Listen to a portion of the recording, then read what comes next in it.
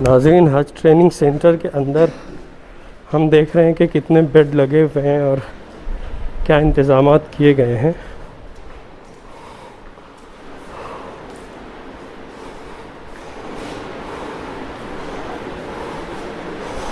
आप देख सकते हैं कई सारे बेड्स यहाँ दिखाई दे रहे हैं।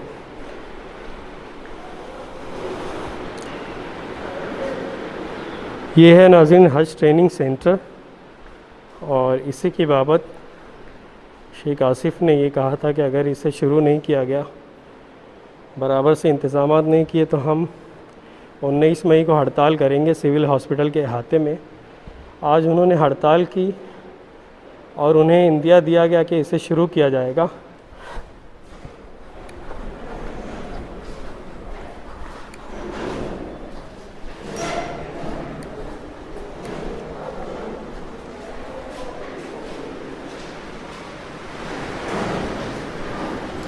नर्सिंग स्टाफ रूम बनाया गया इस रूम को, और ये डॉक्टर्स रूम होगा, डॉक्टर का।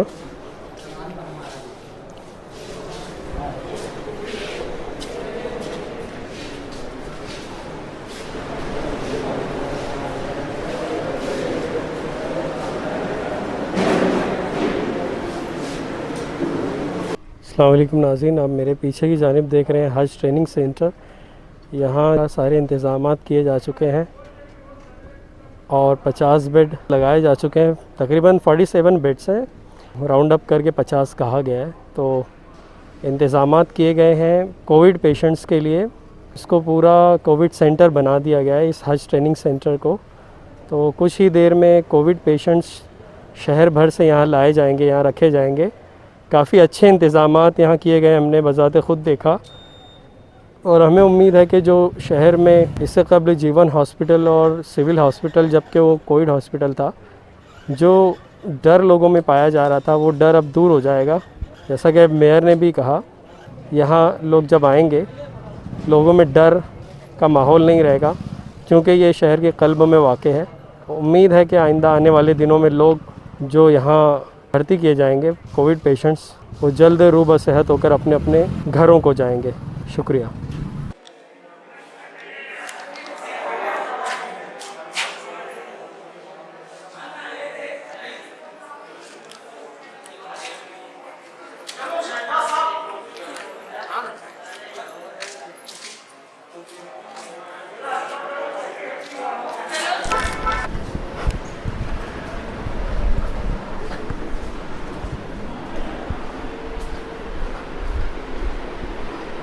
नाज़रीन, ये है हज ट्रेनिंग सेंटर, जैसा कि हमने अभी बताया। और यहाँ अपने बेड्स देखे, इस तरफ भी कमरे बनाए गए हैं। सामने की जानिब हम आ चुके हैं और यहाँ आप देख सकते हैं बेड लगे हुए हैं इस रूम में। यहाँ गालिबन वेंटिलेटर्स लगाए जाने हैं।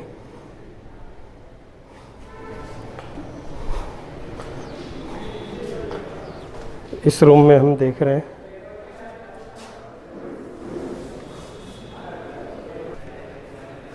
वार्ड नंबर 2 और ये वार्ड नंबर 3।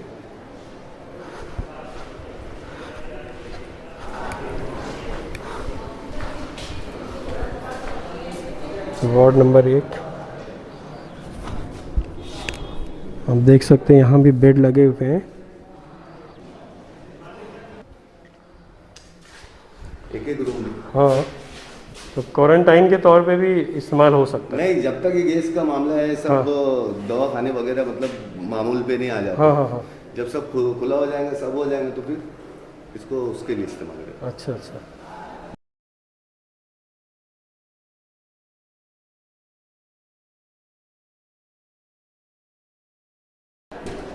तो ये कितने 50 हैं क्या तकरीबन? तो ये 3 ही दिख रहे हैं यहाँ पे। इधर 4 नहीं, इधर भी 6। 6 ये 6 हो गए, ये 6 हो गए, 6 के 18। टोटल 50 के ऊपर होने चाहिए। 36 यहाँ था। अच्छा। नहीं, यहाँ पे हाँ, यहाँ भी लगा हुआ है। 36, 39, 40, 41, 42, 43, 44, 50 है समझ लीजिए। अच्छा अच्छा, आखिरी नंबर देख लेता। 47 लिखा हुआ। तो नाज़रीन तकरीबन 50 बेड यहाँ पर है। 47 यहाँ लास्ट नंबर आप देख सकते हैं। तो 47 बेड यहाँ मौजूद हैं हज ट्रेनिंग सेंटर में। हाँ ये पूरा स्टाफ रहेंगे यहाँ पे, हाँ। पेशेंट नहीं रहेंगे। और ये जो बिल्डिंग है ना, हाँ हाँ, के लिए इस्तेमाल, उधर से पेशेंट के लिए। अच्छा अच्छा। तो नाज़रीन इस तरफ स्टाफ के लिए रूम्स रखे गए हैं, नर्सिंग स्टाफ जैसा कि हमने बताया आपको अभी, और डॉक्टर्स के लिए रूम रहेगा। और सामने की जानिब से यहाँ पेशेंट्स को ऊपर से ऐसे हाँ इस तरफ से लाया जाएगा। कौन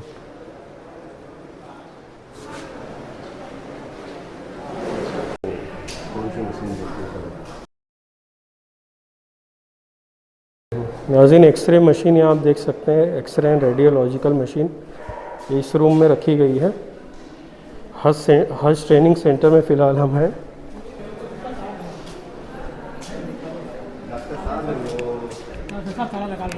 हाँ तो निकाल दो, मेडिसिन इसका वो है। अच्छा, यहाँ मेडिसिन्स रखे गए हैं। अच्छा, हाँ वो बाजू में जी ठीक है। जरा पहले ये हो जाने दे भैया। अस्सलाम वालेकुम, नमस्कार, गुड आफ्टरनून। मालेगांव महापालिका की तरफ से हज हाउस जो है वो DCSC सेंटर करके हम आज से शुरू कर रहे हैं। उसकी तैयारी हमने 7 दिन पहले शुरू कर दी थी। वहाँ पे ऑक्सीजन लाइन डाल दी गई है और करीबन 50 बेड यहाँ पे है। और उसी तरह से एक 2-4 दिन के बाद हम दिलावर हाउस भी शुरू करने वाले हैं। तो मैं अब यहाँ पे ऐलान करता हूँ कि आज से हमारी तरफ से कोविड के लिए DCSC सेंटर यहाँ हज हाउस में शुरू हो जाएगा। डॉक्टरों की भी व्यवस्था कर दी गई है।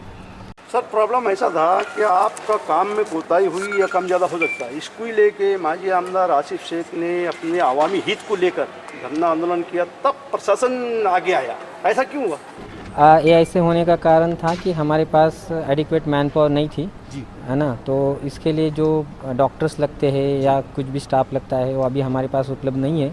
लोग कोविड हॉस्पिटल में काम करने के लिए तैयार नहीं है। तो फ़िलहाल हमने बाकी जो दूसरी व्यवस्था है उसको तत्पूर्त स्वरूप से स्थगित करके उसका स्टाफ यहाँ पे लाके ये शुरू करने का हमने निर्णय लिया है, क्योंकि ये सेंट्रल प्लेस है और लोगों का इस पे विश्वास है।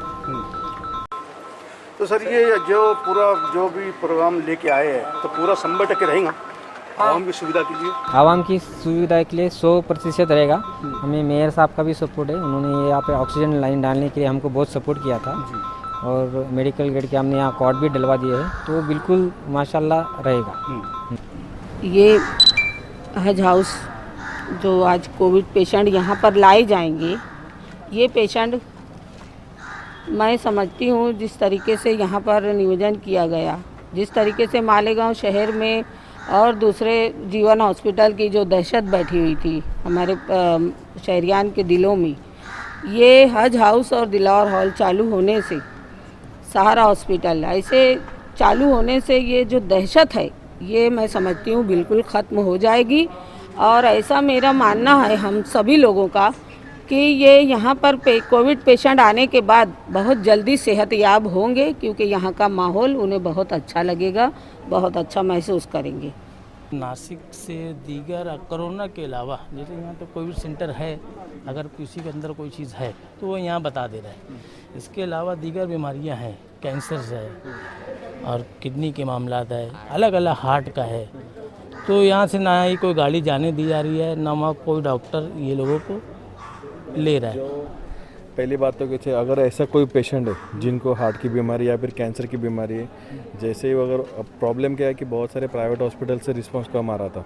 ओके, जैसे पेशेंट गवर्नमेंट हॉस्पिटल में आता है तो हम लोगों ने यहाँ की मैनेजमेंट को मैंने बता के रखा है, क्योंकि 108 का अप्रूवल मेरी तरफ से जाता है। अगर ऐसा कोई पेशेंट आता है तो मुझे 108 के जोनल मैनेजर से मुझे पर्सनल कॉल आता है कि सर ऐसा पेशेंट है, उसको यहाँ पे लेके जाना है। मैंने अभी तक किसी को ना नहीं कहा है। जितने भी पेशेंट भिजवाए गए मैंने 108 को अप्रूवल ही दिया है अभी तक। सर, एक कैंसर पेशेंट है जो कल रात में मगरिब के टाइम जो है एकदम इफ्तार के वक्त तो इसका इंतकाल हो गया। कैंसर था, 6 कीमो हुआ और 22 लाइट लग चुका था उसका, 2 कीमो बचा था।